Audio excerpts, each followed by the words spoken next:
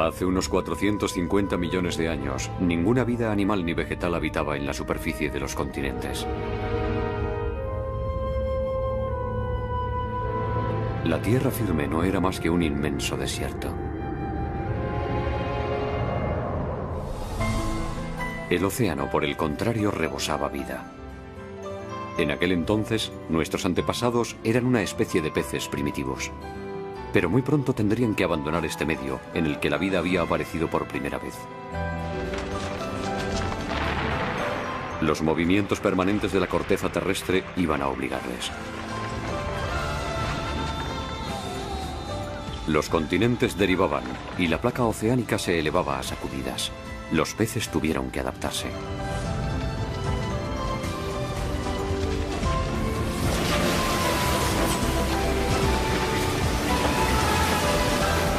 El movimiento de las masas continentales les impulsó a abandonar su hábitat ancestral. Pero esta terrible prueba fue justamente el origen de un salto evolutivo formidable.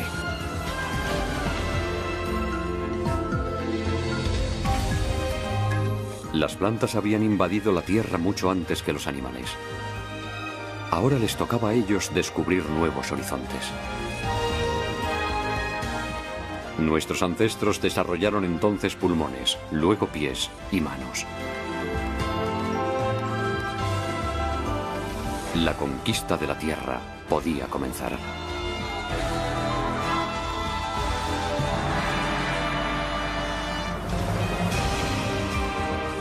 Planeta Tierra.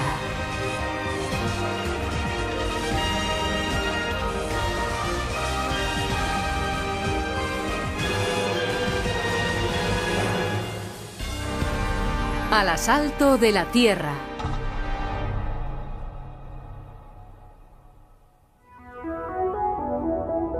Así era nuestro planeta hace 450 millones de años, antes de que la vida se aventurara fuera del agua. En aquel tiempo, en la zona del Ecuador, 3 continentes de reducido tamaño rodeaban a un océano. Y fue precisamente aquí donde se preparó el gran desembarco de la vida hacia tierra firme. Este océano recibe el nombre de Iapetus. Sus aguas luminosas y poco profundas eran un auténtico paraíso para la vida.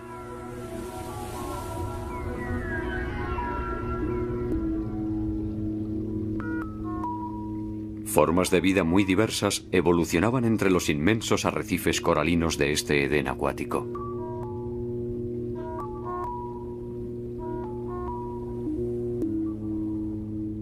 En ese momento de nuestra historia, nuestros ancestros pertenecían a una especie llamada Arandaspis. Son los peces más antiguos conocidos dotados de vértebras. Vivían hace 450 millones de años. Estos torpes nadadores de unos 20 centímetros de largo no poseían aletas.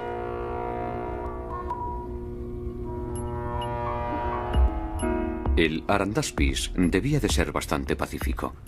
Se alimentaba de microbios que absorbía del fondo.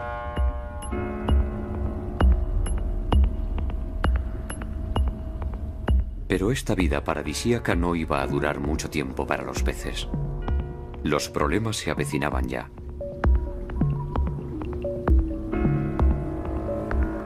¿Qué tipo de problemas? Los trilobites, una de las especies más extendidas de este periodo, nos permiten adivinar de qué naturaleza eran. Entonces existía una gran variedad de estos animales. Algunos se arrastraban por el fondo, otros nadaban libremente en el océano. Pero a partir de un determinado momento todos comenzaron a mostrar signos de cambio.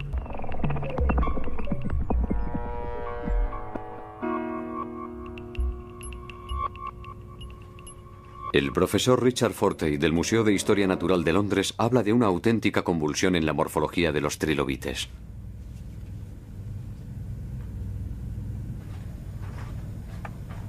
En sus orígenes eran básicamente planos, pero de repente empezaron a desarrollar formas muy diversas.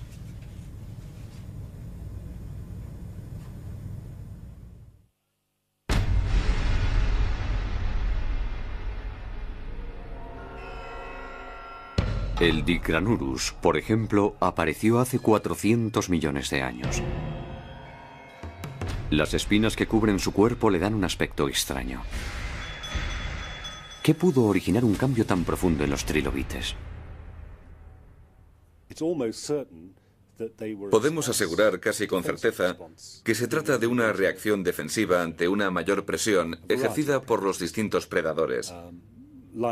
En otras palabras, la vida se había puesto un poco más difícil para los trilobites y una de sus respuestas fue mejorar su caparazón protector. ¿Por qué la vida se había vuelto más difícil en el océano primordial? Según el profesor Fortey, se debió principalmente a la disminución de las aguas poco profundas que habían proporcionado un hábitat ideal a numerosas especies. Estamos en Shropshire, al oeste de Inglaterra.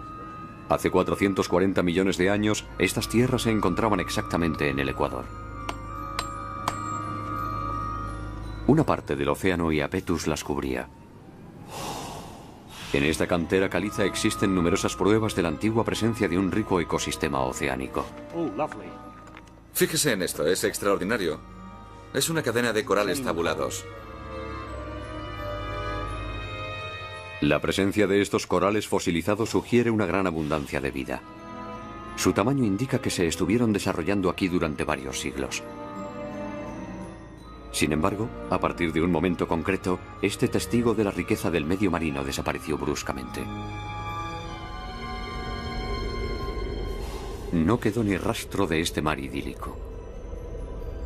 Pero esta vez, ni el impacto de un asteroide, ni los avatares de la vida fueron la causa de tal conmoción. El cambio vino del interior del planeta.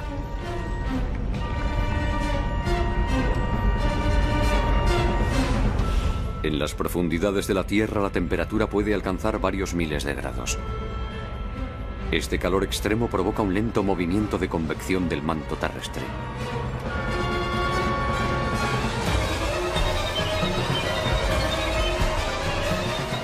Dicho movimiento empuja a las masas continentales a una deriva sin fin sobre la superficie del planeta. Precisamente esa deriva de los continentes fue la que hizo desaparecer el océano Iapetus. Las tres masas continentales que lo rodeaban se acercaron entre sí.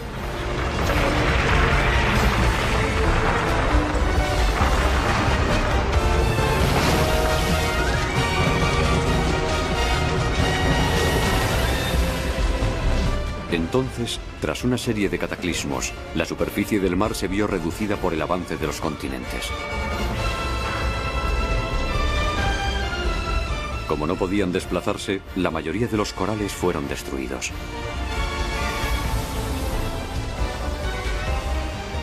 Algunos peces lograron escapar, pero ya solo disponían de zonas muy reducidas de macizos coralinos.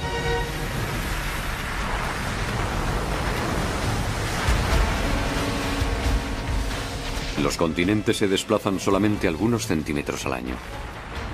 Pero en pocas decenas de millones de años, hicieron desaparecer el océano al que rodeaban. El fondo marino, antes tapizado de corales, fue brutalmente levantado e integrado en las tierras emergidas. Hace 400 millones de años, el océano Iapetus había dejado de existir.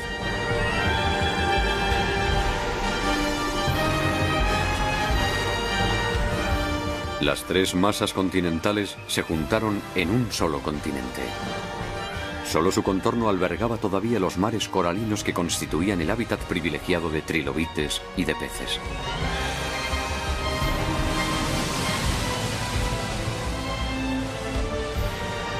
Una disminución del espacio vital implica necesariamente una mayor competitividad. La ley de la jungla reinó a partir de entonces en los mares coralinos periféricos. Para el profesor Fortey, eso es lo que explica la transformación de los trilobites. En el Museo de Historia Natural de París se pueden ver fósiles de las especies que dominaban aquel universo de aguas poco profundas.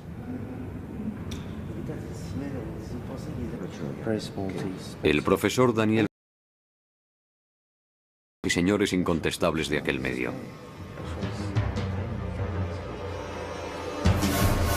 Estos son placodermos, peces dotados de una poderosa mandíbula.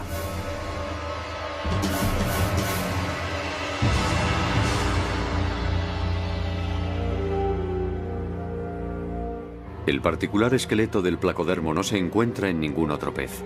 La parte anterior de su cuerpo estaba protegida por verdaderas placas de armadura ósea. Y en la boca, en lugar de dientes, dos huesos planos funcionaban como una cizalla. Provistos de estas armas, los placodermos se adaptaron a todos los ecosistemas de aguas poco profundas hasta convertirse en los amos de los mares.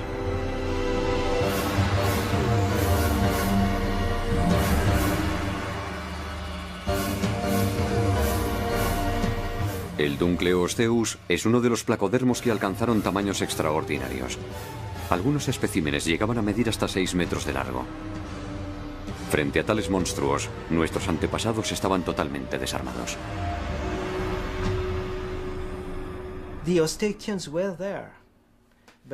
También estaban los osteictios, pero vivían bajo el dominio absoluto de los placodermos, mucho mejor adaptados a toda clase de ecosistemas. Representaban entre el 75 y el 80% de los vertebrados que se podían encontrar en los depósitos devonianos. Nuestros antepasados osteictios se veían ensombrecidos por estos placodermos que les impedían desarrollarse. No tenían más remedio que evolucionar para sobrevivir. 60 millones de años más tarde, el Pacífico Arandaspis se había convertido en un pez llamado Eustenopteron. Dotado de aletas, era un eficaz nadador. Pero no era una baza suficiente para dominar la competencia que reinaba entonces. En estas aguas, donde los peces gigantes eran los reyes, el Eustenopteron debía superar otra etapa.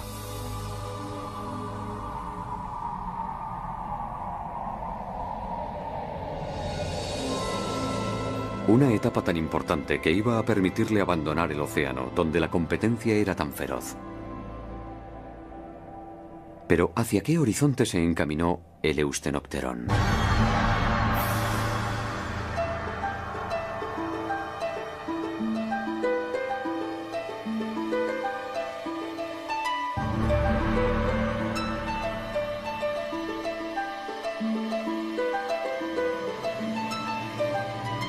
Este mapa puede ayudarnos a responder a la pregunta. Muestra la posición actual de los sitios donde han sido descubiertos fósiles de Eustenopteron y de sus descendientes. Si retrocedemos en el tiempo para ver dónde se encontraban estos lugares hace 400 millones de años, se puede constatar que formaban parte de una misma masa continental. Todos proceden de una zona situada en el corazón de este vasto continente, nacido de la colisión de 3 placas terrestres más pequeñas. Sin embargo, justo después de esta gigantesca colisión, el continente resultante solo era un inmenso desierto. Es difícil imaginar dónde pudieron instalarse los peces.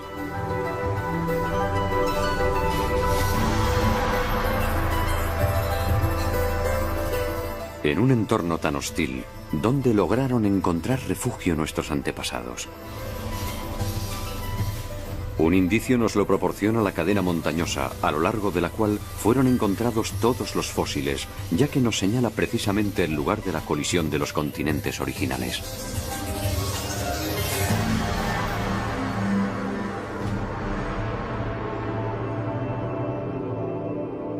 Estamos en Sognefjord, Noruega.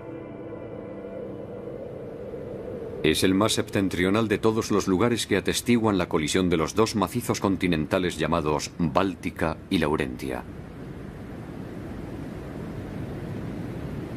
Los espectaculares paisajes de este fiordo están, en parte, formados por estratos muy antiguos que revelan la violencia extraordinaria del choque continental.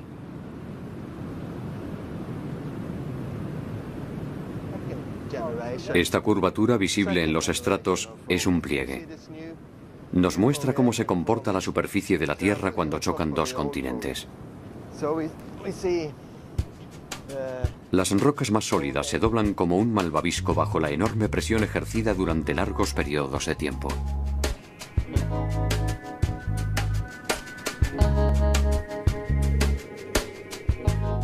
Los plegamientos de los estratos pueden observarse en varios lugares del mundo donde los continentes chocaron entre sí.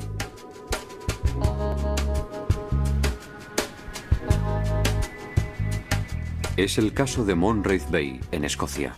Hace 430 millones de años, este lugar formaba parte del océano Iapetus.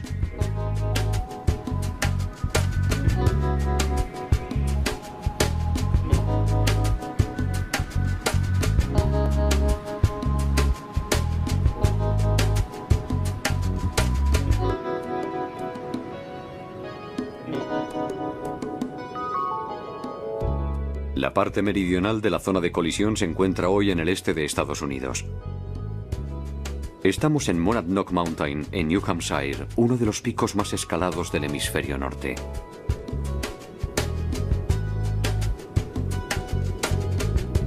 Cerca de la cima a la que están a punto de llegar excursionistas se ven claramente las huellas de los pliegues en la roca. El estrato plegado se extiende a lo largo de varios miles de kilómetros, desde Noruega hasta Estados Unidos.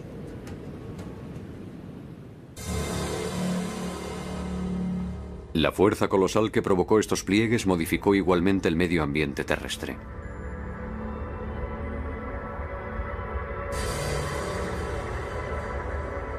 Hace 400 millones de años, después de la desaparición del océano Iapetus, la deriva de los continentes continuó.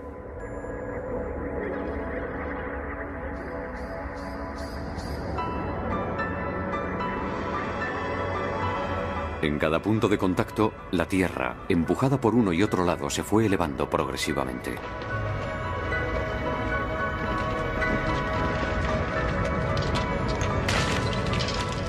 Durante 40 millones de años, la presión continuó, dando lugar a una inmensa cadena montañosa llamada Cadena Caledoniana.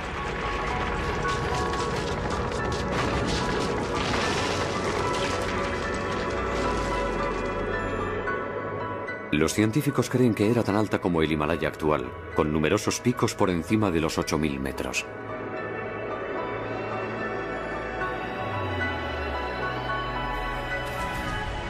Fósiles de Eusthenopterón y de otras especies animales fueron hallados amontonados a los pies de la cadena caledoniana. ¿Por qué precisamente en este lugar? Cuando apareció esta inmensa cadena, se convirtió en un nuevo obstáculo que impidió el paso de las nubes, y torrentes de agua se precipitaron por sus laderas.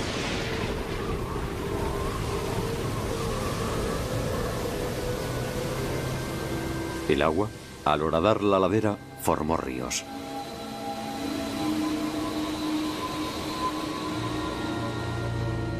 Un nuevo mundo de agua dulce hacía su aparición por primera vez en el interior de la Tierra.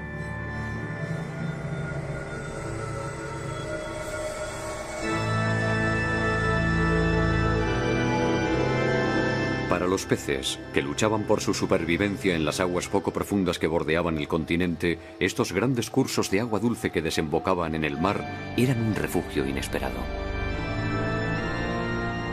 Pero estos ríos no constituían un hábitat totalmente protegido. En aquel tiempo, el musgo y los pequeños helechos apenas empezaban a implantarse en la tierra. Las orillas de los ríos seguían siendo en su mayoría desérticas. Bajo los rayos del sol, la tierra se secaba y se cuarteaba. Cuando llovía, los ríos se desbordaban y se transformaban en torrentes de lodo. Estas primeras aguas dulces constituían un medio muy inestable, así que para los peces instalarse no resultaba tarea fácil.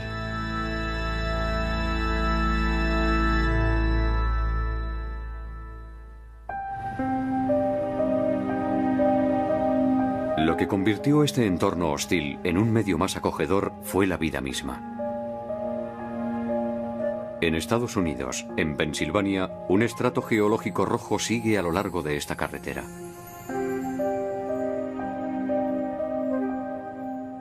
Hace 370 millones de años, esta colina se encontraba al pie de las montañas caledonianas y por ella discurrían grandes ríos.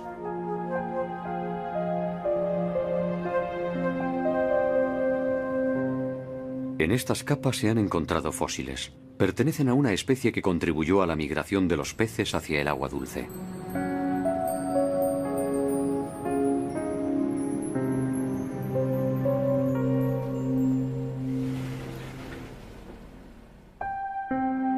Estos fósiles son de una planta llamada Archaeopteris.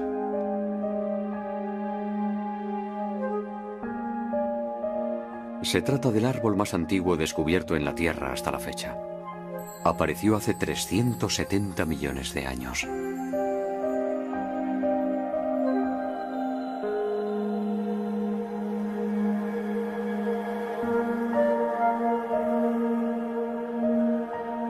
El Archaeopteris se parecía a una conífera.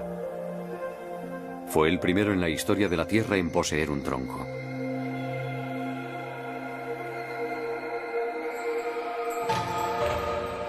Sus raíces se desarrollaban en profundidad sobre un largo perímetro y lo anclaban sólidamente a la tierra. Su tronco se ensanchaba cada año y se cree que podía alcanzar hasta 20 metros de altura.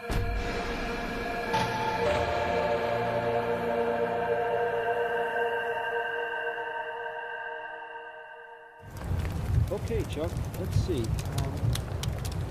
Yeah, there's one there. You mark that one? Yeah. Okay, and let's see. Got to get the light right. Yeah, there's another one. El profesor Stephen Sheckler del Instituto Politécnico de Virginia estudia el impacto que supuso la aparición del Archaeopteris en su entorno.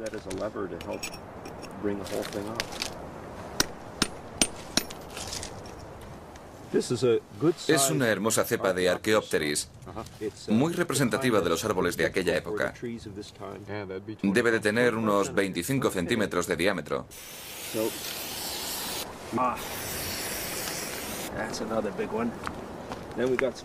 Los científicos marcan el emplazamiento que ocupaba cada árbol para intentar evaluar la densidad de este bosque. El Archaeopteris no encontraba en la Tierra ninguna otra planta de gran tamaño y colonizó rápidamente todas las orillas de los ríos.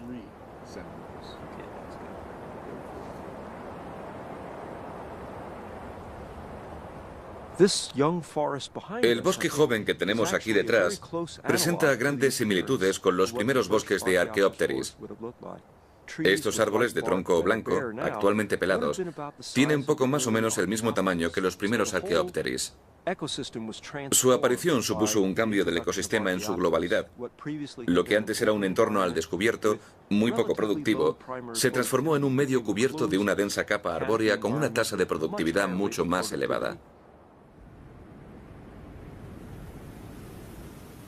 Antes de la aparición del Archaeopteris, el interior de los continentes era un entorno hostil para los animales. Pero a partir de entonces, las tierras áridas se cubrieron con los primeros bosques de la Tierra.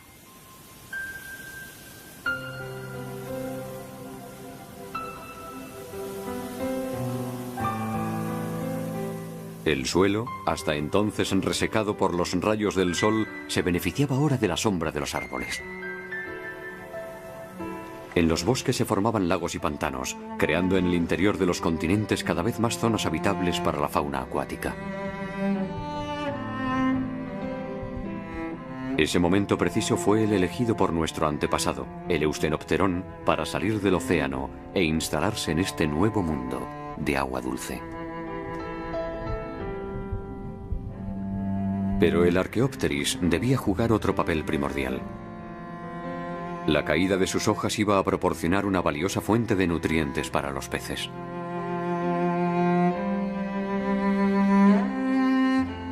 Las hojas del Archaeopteris, descompuestas por las bacterias, pasaron así a alimentar a la fauna acuática.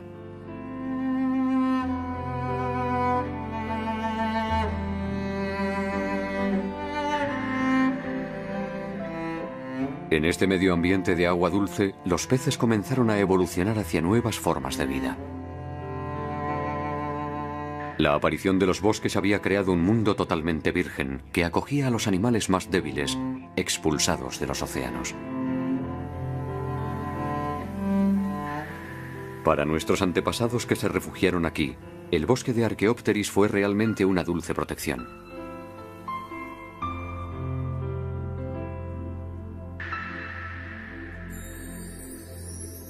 Pero su nacimiento no solo había creado las condiciones para dar un nuevo salto evolutivo, también trajo consigo su ración de catástrofes.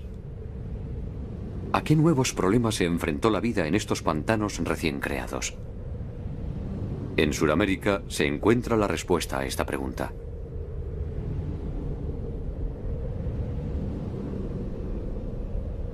Estamos en la cordillera de los Andes. Esta cadena montañosa es también el resultado de un choque continental ocurrido hace 400 millones de años.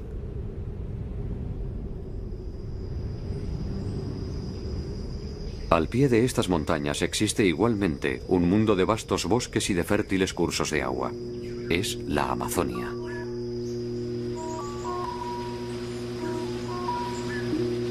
La Amazonia está cubierta de bosques primarios muy densos. Aquí se encuentran las especies acuáticas más exóticas.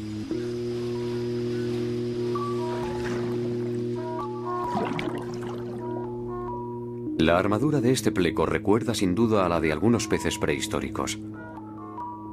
Y el majestuoso arowana presenta unas características únicas. La Amazonia es un verdadero santuario para las especies de agua dulce.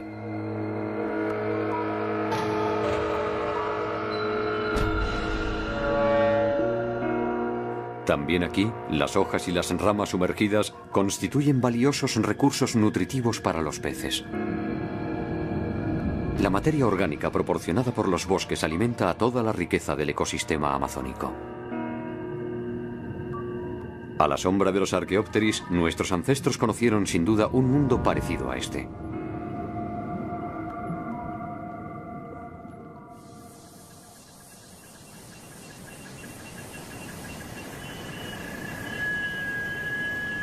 Pero en la Amazonia, el mes de junio señala el principio de la estación más difícil para los peces. La estación seca se acerca y las lluvias son muy escasas. A lo largo de esta estación, el nivel del Amazonas desciende 18 metros. Cuando las aguas se retiran, solo dejan tras de sí algunos charcos dispersos. Y la estación seca dura 4 meses.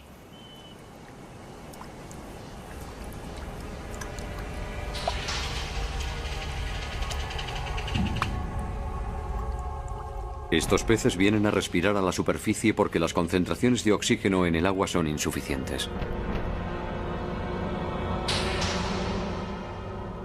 Cuando hay menos agua y las temperaturas son más elevadas, la cantidad de oxígeno disuelta en el agua disminuye.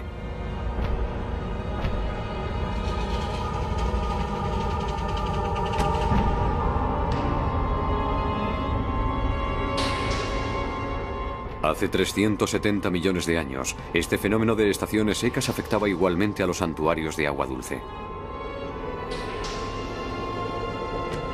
Al contrario que en los vastos océanos, el medio ambiente de los ríos y los lagos era bastante precario y regularmente el agua escaseaba de forma dramática.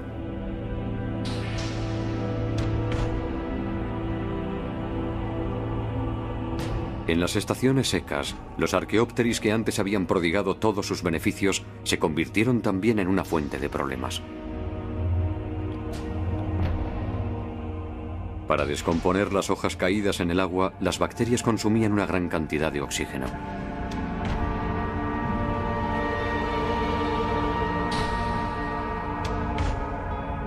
El gran desafío al que se enfrentaba la vida en este entorno de agua dulce era, pues, la rarefacción del oxígeno.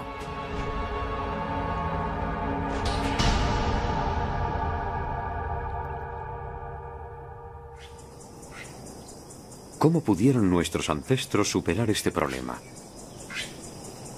Nuevamente, la respuesta la encontramos en la Amazonia.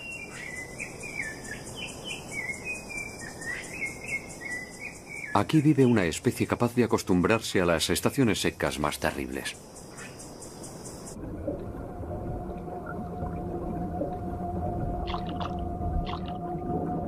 Este pez que acaba de asomar la cabeza fuera del agua respira por medio de pulmones.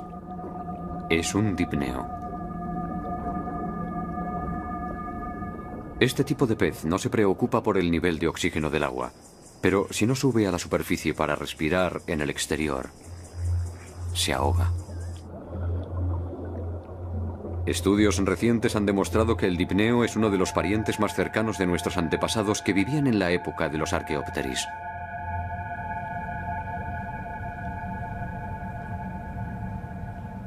El profesor Per Alberg es un especialista del Eustenopteron.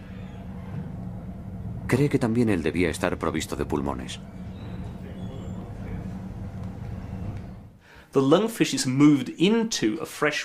Los dipneos vivieron en los pantanos de agua dulce al mismo tiempo que los primeros tetrápodos.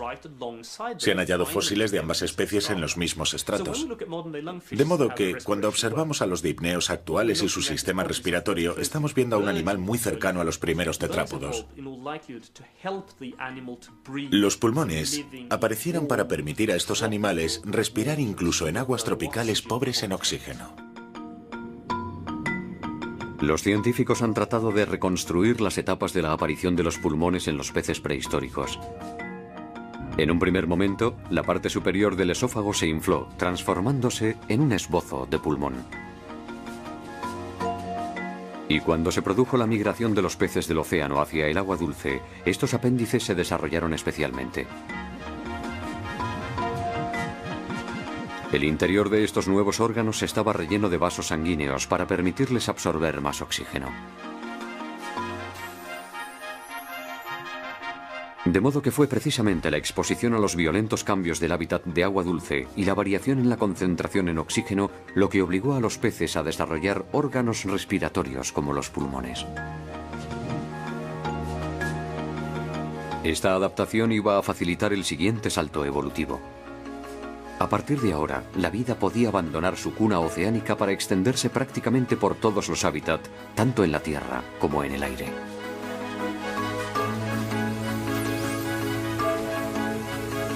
Pero las consecuencias de este acontecimiento se observan todavía en los animales que siguieron siendo acuáticos.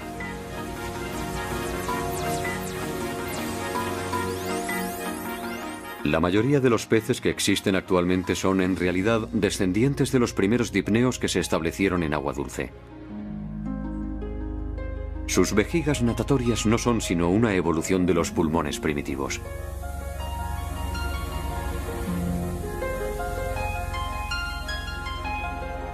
Casi todos los peces que permanecieron en el océano estaban destinados a desaparecer. El vacío dejado por esta desaparición fue enseguida ocupado por aquellos que habían escapado hacia el agua dulce y habían adquirido pulmones. Regresaron al océano, donde los problemas de rarefacción de oxígeno no existían. Sus pulmones cambiaron de función para convertirse en vejigas natatorias. Esta nueva ventaja les permitió un desplazamiento más rápido sin desgaste suplementario de energía.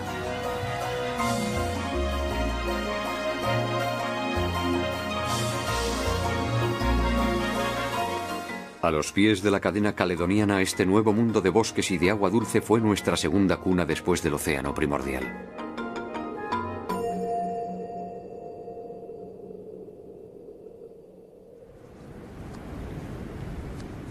Nuestros ancestros estaban ahora equipados de pulmones y se habían adaptado a este nuevo medio. Para acceder a tierra firme solo les quedaba desarrollar miembros. La profesora Jennifer Clark, de la Universidad de Cambridge, descubrió un fósil que nos ha permitido entender mejor cómo aparecieron nuestras manos. En 1987, mientras realizaba excavaciones en distintos lugares del mundo, descubrió en el este de Groenlandia un fósil en un estrato de 360 millones de años de antigüedad. Se trataba del fósil de un animal llamado Acantostega. Un fósil particularmente valioso porque se trataba del único en el mundo en haber conservado la morfología completa del animal. Para su sorpresa, el animal poseía visiblemente manos y dedos. Es la más antigua forma de vida provista de manos descubierta hasta el momento.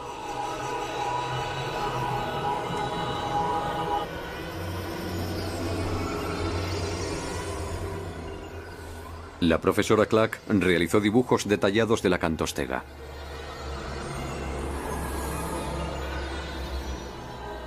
Era un animal extraño, parecido a un pez, pero dotado de pies y de manos. Medía aproximadamente 1 metro de largo. Su cola se parecía a la aleta caudal de los peces, pero su cráneo era más sólido que el de un pez y su cuello era, sin duda, articulado.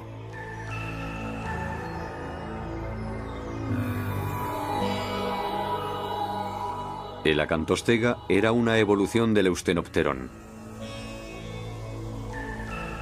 Sus aletas pectorales se transformaron en patas anteriores y las aletas ventrales en patas posteriores.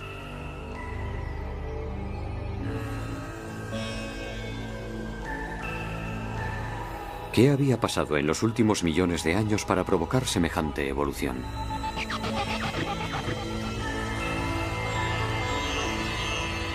Los dedos de la acantostega planteaban, además, otro problema.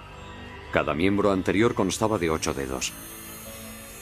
Sin embargo, desde hacía mucho tiempo se pensaba que desde los primeros estadios de la evolución, las manos solo constaban de 5 dedos.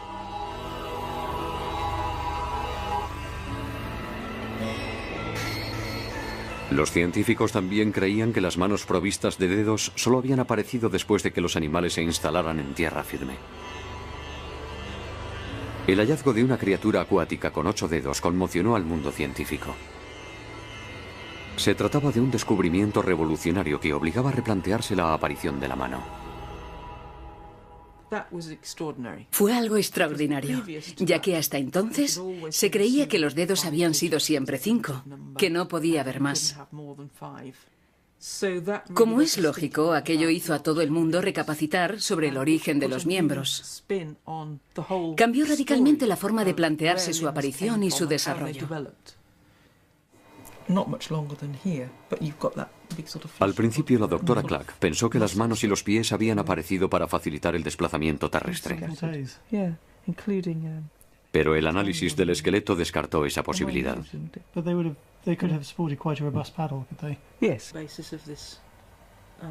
La forma en que los brazos estaban unidos al cuerpo contradecía flagrantemente esa hipótesis.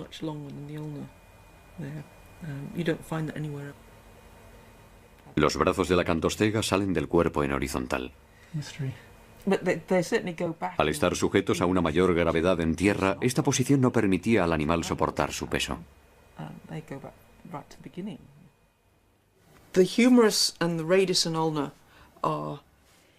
El húmero y el radio forman un ángulo que no permite al miembro doblarse así. Las articulaciones que tenía aquí y aquí sugieren que el brazo debía llevarse de lado y, por tanto, no podía soportar ningún peso. Si no le servían para desplazarse en tierra firme, ¿para qué le servían los brazos a la acantostega? Unos científicos hicieron análisis del esqueleto y realizaron una simulación del movimiento del animal. Pero el resultado, en lugar de aportar respuestas, planteaba aún más preguntas. He aquí una simulación del movimiento, tal como lo describen los estudios de la profesora Clark. El acantostega parece retorcerse para avanzar. Este movimiento sugiere que no debía ser un buen nadador. Para nadar eficazmente, es preferible carecer de miembros para limitar la fricción del agua.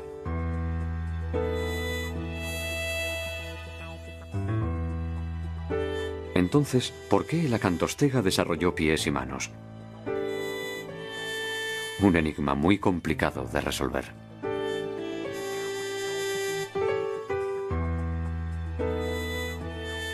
La solución iba a encontrarse en un lugar inesperado, Red Hill, donde se habían descubierto los fósiles del primer bosque de Archaeopteris.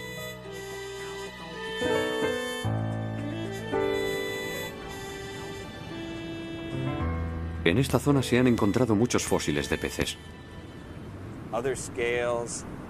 Estos peces fueron los primeros en dar el gran salto evolutivo que les dotó de pulmones.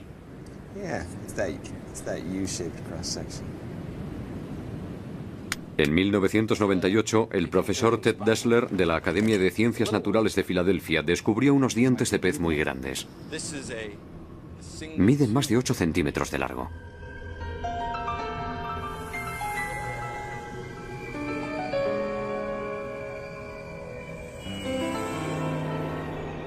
El animal al que pertenecían fue reconstruido a partir de otros elementos fosilizados hallados cerca de los dientes.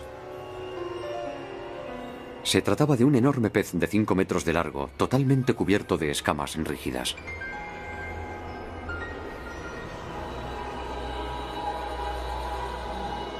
Su nombre, Ineria, el más impresionante de todos los dipneos carnívoros de ese periodo.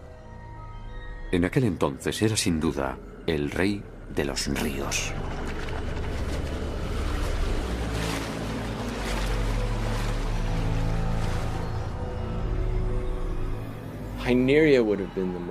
El Ineria era indudablemente el más feroz de los peces que vivían en el ecosistema de Red Hill. La forma del cuerpo demuestra claramente que era un animal capaz de nadar velozmente, de lanzarse muy rápido, perseguir a su presa y de sujetarla entre sus enormes dientes. Los primeros animales dotados de miembros no parecían estar equipados para escapar a tanta velocidad y voracidad. Nuestros ancestros no debían ser enemigo frente al Ineria. En aquella época, el hábitat de los ríos, que había sido durante un tiempo refugio seguro frente al océano, se convirtió en un entorno mucho más competitivo, donde cada uno debía nuevamente luchar por su supervivencia.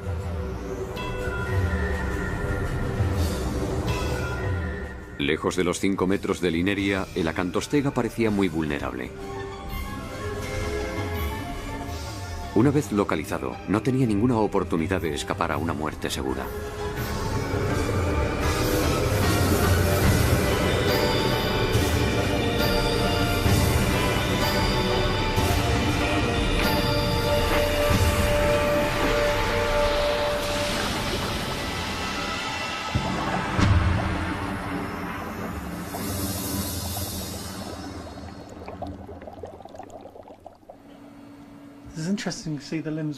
¿Cómo pudo entonces sobrevivir un ancestro tan débil?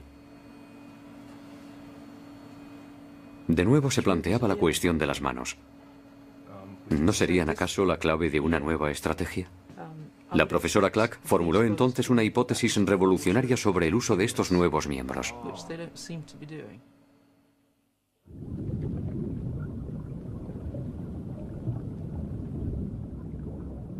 Este pequeño pez que podemos observar en la actualidad fue el que la puso sobre la pista.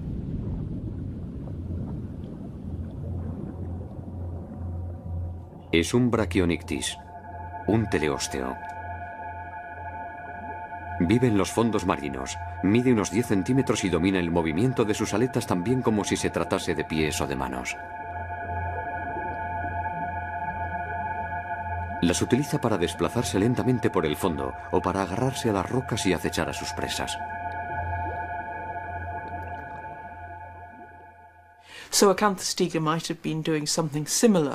El acantostega se comportaba tal vez de la misma forma en los ríos pantanosos. Podía apartar la vegetación del fondo, cosa que no puede hacerse con aletas. Hay que suponer que era un medio ambiente tropical, parecido al de la selva amazónica. Por lo tanto, era un entorno pantanoso, lleno de vegetación submarina y de hojas caídas de los árboles que bordeaban las orillas. Casualmente, los primeros árboles aparecidos en la Tierra, los Archaeopteris, tenían otra característica que iba a resultar muy útil a los seres vivos. Cuando sus hojas caían, lo hacían con su rama. En aquel tiempo, grandes cantidades de ramas se apilaban probablemente en el fondo del agua.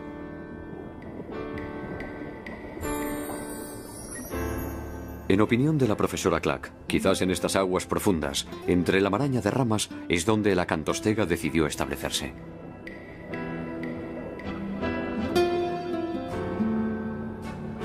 Disponía de pocos medios de defensa, así que había abandonado las zonas de nado libres en medio de las lagunas o de los grandes ríos para llevar una vida más discreta cerca de las orillas.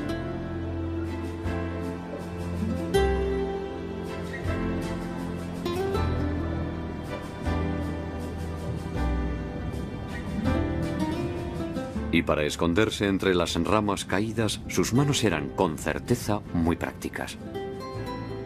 Le permitían abrirse paso entre la maraña de ramas, donde se alimentaba de pequeños peces.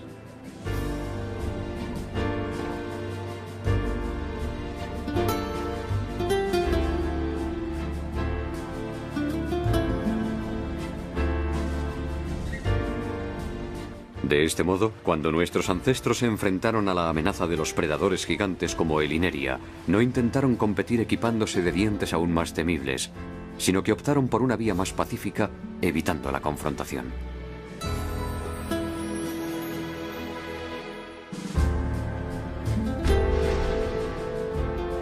Esta opción iba a permitirles dar un increíble salto hacia adelante en la evolución.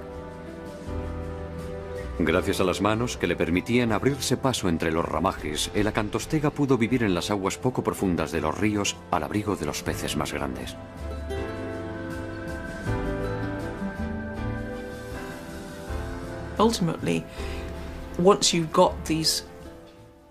Una vez adquiridas estas aptitudes intermedias, que ni están completamente adaptadas al elemento acuático ni a la vida en tierra firme, podemos imaginar que con el paso del tiempo se fue desarrollando progresivamente una verdadera adaptación a la vida terrestre. El acantostega era en realidad una especie débil que se encontró en un medio muy hostil. Permaneciendo en el agua, ciertamente no hubiese tenido descendencia.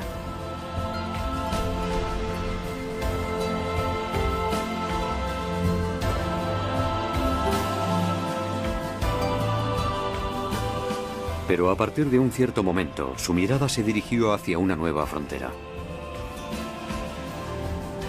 Y después de muchos millones de años, consiguió franquearla. Nuestros ancestros estaban preparados para vivir en tierra firme.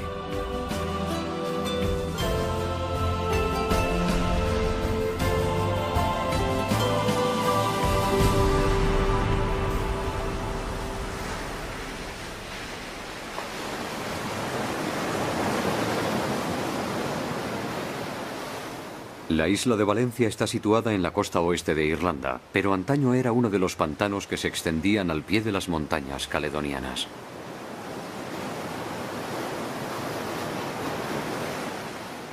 En 1992, gracias a unas excavaciones realizadas en estas costas, se descubrieron unas huellas dejadas por nuestros lejanos antepasados. 260 en total. Evocan claramente el paso de un animal que se apoyaba alternativamente sobre el pie derecho y luego sobre el izquierdo.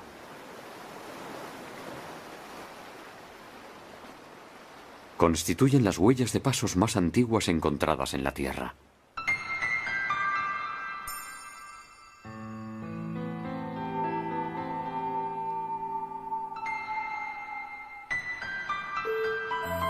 Se cree que el primer animal que recorrió esta tierra apareció hace 360 millones de años.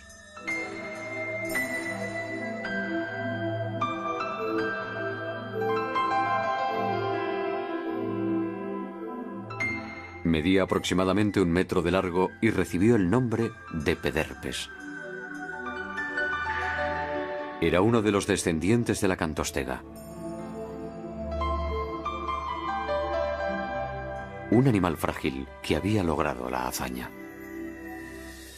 La conquista de la tierra firme por esta especie única fue una verdadera proeza que daría lugar a todas las especies de vertebrados terrestres.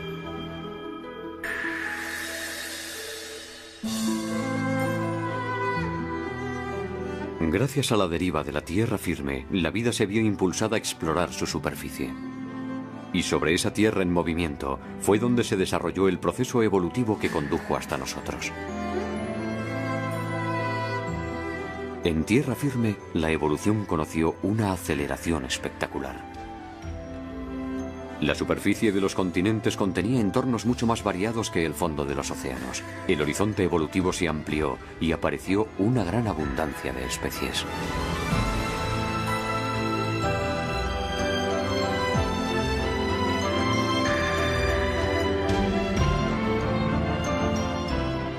Muy pronto nuestros antepasados iban a conocer otra revolución ligada a los árboles. Fue hace 60 millones de años. Esta vez los árboles fueron las angiospermas, árboles portadores de frutos.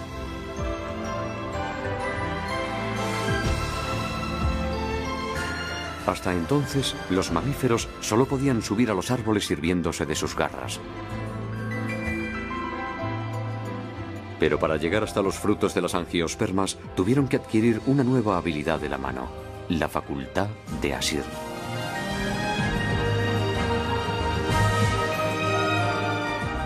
Cuando el pulgar cambió de posición para permitir a la mano coger cosas, la era de los primates, nuestra familia, comenzó.